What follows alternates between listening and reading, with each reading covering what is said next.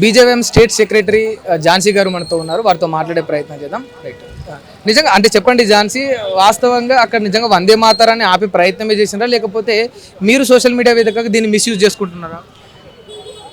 అన్న జాతీయ గేయాన్ని అవమానించిరు అని లేనిది సృష్టించే అంత మూర్ఖత్వ వైఖరి బీజేపీ పార్టీది కాదు.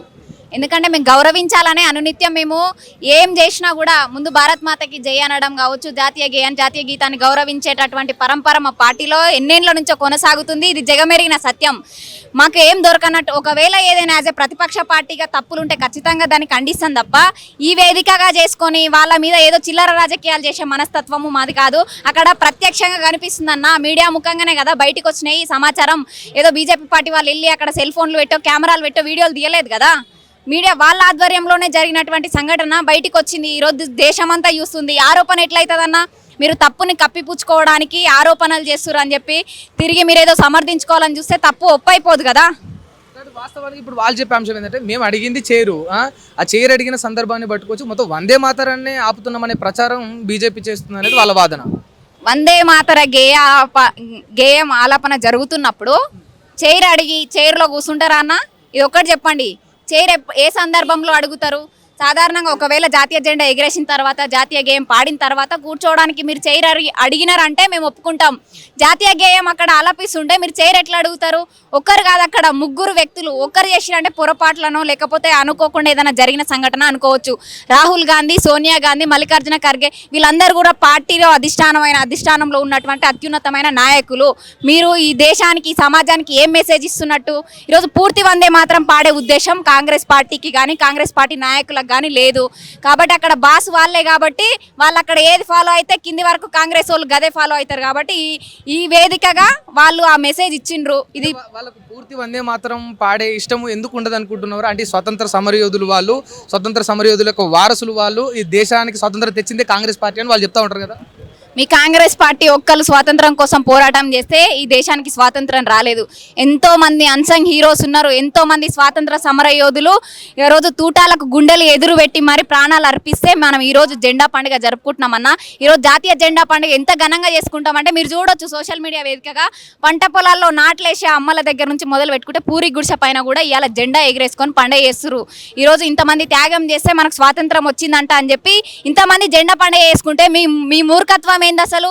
మీరు ఈ దేశ ప్రజలు ఓట్లేస్తే గెలిచిన వాళ్ళు, అధికారంలో ఉన్నోళ్ళు గత కొన్నేళ్లుగా ఇంత చేసిన మీరు ఈ సమాజం మొత్తం మీ వైపు చూస్తుంది. ఎందుకంటే మీరు చేసే ఏదైనా కూడా సమాజం పైన ప్రభావితం ఉంటుంది. ఈ విధంగా మీరు ఆ వేదికగా ఈ విధంగా జెండాను అవమానించినట్టే కదా. మీరు ఈ దేశ ప్రజలే కాదు. ఒక విషయం క్లియర్గా చెప్పాలంటే మీరు ఈ దేశంలో ఉట్టలేదు, ఈ దేశ ప్రజలు కాదు. మీరు రాజకీయ స్వార్థం కోసం ఏడనో ఉట్టి ఇడుకొచ్చి ఈరోజు దేశం మీద పెత్తనం చెలాయించాలని చూసిర్రు. కాబట్టి మీ యొక్క ఉసుగులు అన్నీ కూడా ఈ దేశ ప్రజలు గ్రహించారు. కాబట్టి ఇలా మీరు కేంద్రంలో ప్రభుత్వంలో అధికారంలో లేరు, అది గమనించాలి. ఒక ఫైనల్ క్వశ్చన్ చెప్పండి. అయితే అంటే మొన్న ఏదైతే ఈ స్వతంత్ర దినోత్సవ వేడుకలకు సంబంధించి నరేంద్ర మోదీ గారు ఒక కామెంట్ చేసిండు, దిమాగీ నక్సల్స్ అని. అంటే మీలాంటి యువతులను మాలాంటి యువకులను పట్టుకొని దిమాగీ నక్సల్స్ అని సంబోధించరు. దాన్ని డైవర్ట్ చేయడానికి ఇవాళ బీజేపీఎం నాయకులందరూ కూడా ఈ సోనియా గాంధీ యొక్క అంశాన్ని ముందటేసుకుందనే ప్రచారం నడుస్తుంది. అన్న ఏదైనా ఉంటే యాజ్ ఏ ప్రతిపక్ష పార్టీగా మా బీజేపీ నాయకులు కావచ్చు, పెద్దలు ఎవరైనా సరే ఒక కామెంట్ కానీ ఇంకేదైనా చేసినప్పుడు యాజ్ ఏ ప్రతిపక్ష పార్టీగా మీరు ప్రశ్నించవచ్చు, దాన్ని ఖండించవచ్చు. దాన్ని ఏదో కప్పిపుచ్చడానికి మేము ఇది చేస్తున్నాం అనడం మూర్ఖత్వం. అక్కడ జాతీయ గేయం మీరు అవమానించారు, మీడియా ముఖంగా అవమానించారు, దేశ ప్రజలు మొత్తం చూస్తూ ఉన్నారు. ఎట్లా మాట్లాడతారు? మేము లేనిది క్రియేట్ చేయలే, ఉన్నదాన్ని ప్రశ్నిస్తున్నాం. చెప్పండి అన్న, నిజంగా అక్కడ వందే మాతరాన్ని ఆపే ప్రయత్నం జరిగిందా, లేకపోతే మీరే కావాలని దాన్ని హైలైట్ చేస్తున్నారు? వాస్తవానికి నిన్న దేశ ప్రజలందరూ ప్రత్యక్ష ప్రసారంలో టీవీలో వీక్షించారు, మీరందరూ కూడా చూస్తుంటారు. అక్కడ ఆపమన్నది స్పష్టంగా సోనియా గాంధీ ఏదైతే స్టాప్ అని చెప్పిందో అది స్పష్టంగా వినిపిస్తూ ఉంది టీవీలో. దేశ ప్రజలందరూ విన్నారు, చూశారు. ఇందులో మేము వాళ్ళ మీద అభాండం మోపడానికి ఏం లేదు, ఉన్న వాస్తవాన్ని మేము తెలియజేస్తా ఉన్నాము. వాళ్ళు గొప్పలు చెప్పుకుంటారు కదా, మేము 100 సంవత్సరాల పాటు మేము స్వతంత్రం తెచ్చామని. అసలు స్వతంత్ర ఉద్యమమే వందే మాతర గీతంతో నడిచింది. వందే మాతర గీతంతో భారతీయులందరూ మేల్కొల్పి స్వతంత్రాన్ని తీసుకొచ్చే గీతమే వందే మాతరం గీతము. దాదాపు 150 సంవత్సరాలు అవుతుంది వందే మాతర గీతానికి కూడా. కాబట్టి వీళ్ళు నిత్యము భారతీయులకు ఏదైతే మనము ఆత్మగౌరవంగా భావిస్తామో, భారతీయులు ఏదైతే వారికి సొంతమో వాటిని నిత్యము అవమానించడమే కాంగ్రెస్ పని. అంటే వాళ్ళే నిజంగా అవమానిస్తారా, లేకపోతే మీరు కావాలని అంటే దాన్ని మిస్యూజ్ చేసి వాళ్ళ మీద విషయం చిమ్మే ప్రయత్నం చేస్తారు? ఇప్పుడు సోషల్ మీడియాలో అదే నడుస్తుంది. మిస్యూజ్ చేయడానికి ఏం లేదు కదా, ఇక్కడ మేము అవమానించడానికి వాళ్ళు అవమానించారు, మేము మిస్యూజ్ చేయడానికి ఏం లేదు. వాస్తవానికి వాళ్ళు పూర్తి వందే మాత్రం కావద్దని వాళ్ళు కట్ చేసి వాళ్ళ పరిపాలనలో స్వతంత్రం ఏదైతే వచ్చిన మొదటి ప్రభుత్వం నెహ్రూ గారి కాలంలో వాళ్ళు వందే మాత్రాన్ని సగానికి కుదించి వందే మాత్ర గీతంలో భారతదేశం యొక్క సంస్కృతి, భారతదేశం యొక్క చరిత్ర, భారతదేశం యొక్క విలువలు కూడింతో గీతాన్ని అప్పుడు ఇచ్చారు మనకు పెద్దవాళ్ళు. దాన్ని అలా వద్దు, ఒక వర్గం ప్రజల్ని అది ఇబ్బంది పెట్టేలా ఉంది, ఆ ఒక వర్గం ప్రజలకు ఓట్ల కోసం, ముస్లిం ఓట్ల కోసమే వాళ్ళు ఆ వందే మాత్ర దాన్ని కట్ చేసి వాళ్ళకి ఏదైతే పదాలు కావాలో అవి చేర్చి ఆ రోజు వందే మాత్ర గీతాన్ని వాళ్ళు దాన్ని కట్ చేసి మనకు ఇవ్వడం జరిగింది. వాస్తవానికి ఆ వందే మాత్రం నిజమైన వందే మాత్రం కాదు. నిజమైన వందే మాత్రం పూర్తి గీతం మనము పార్లమెంట్లో బిల్ అయింది, సుప్రీంకోర్టు కూడా మనకు ఆర్డర్ ఇచ్చింది, రాష్ట్రపతి ఆమోదం కూడా పొందింది. పూర్తి వందే మాత్ర గీతం పాడాలి. అధికారిక ప్రభుత్వ కార్యకలాపాల్లో ఎక్కడైనా, పాఠశాలలో ఎక్కడైనా కూడా పూర్తి వందే మాత్ర గీతం పాడాలనే బిల్లు ఉన్న వాస్తవమే కదా, అది వాళ్ళకి తెలుసు కదా.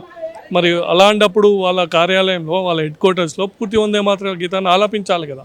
ఎందుకు మధ్యలో ఎలాంటి పరిస్థితిలో ఉన్నా, భూమే బ్రద్దలైపోతున్నా, తుఫానే వచ్చినా, సునామీ వచ్చినా కూడా నిజమైన భారతీయుడు జాతీయ గీతం పాడుతున్న సమయంలో కదలడు, వనకడు. వాళ్ళు అలా కాకుండా లౌడ్లీగా వినిపించేలాగా వద్దు, ఆపమని చెప్పిన మాట వాస్తవమే. మేము అభండం మోపడం కాదు. వాళ్ళు ఏదో తప్పించుకోవడానికి ఈరోజు భారతదేశ ప్రజలకు సమాధానం చెప్పలేక మేము కుర్చీదేమన్నాము.